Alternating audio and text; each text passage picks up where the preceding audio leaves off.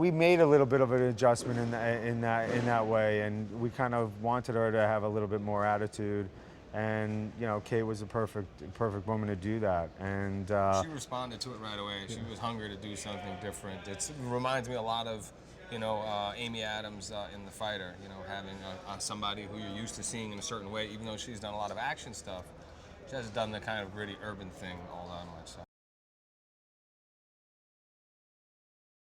when didn't want that role to be predictable in any way, and he brings such a kind of interesting take on everything, and he brings a complexity to everything, and I think that was the key. And also, what was great about it is I think him and Mark's character really come off as friends, and I think that's the key. That's the key to having a kind of good chemistry in the cast.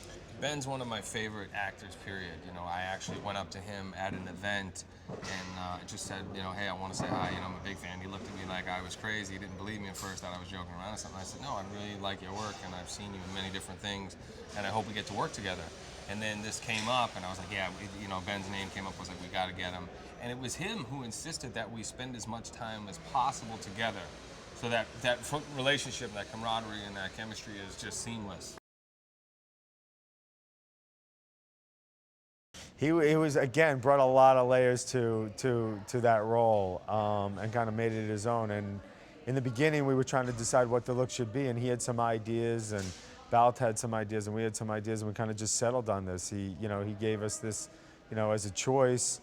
We were looking at other options, and once we saw it, we were just like, that's a bad man right there. So it was, and then it's not just about the look. It's about his vibe, his accent, feeling like he's part of the fabric of New Orleans.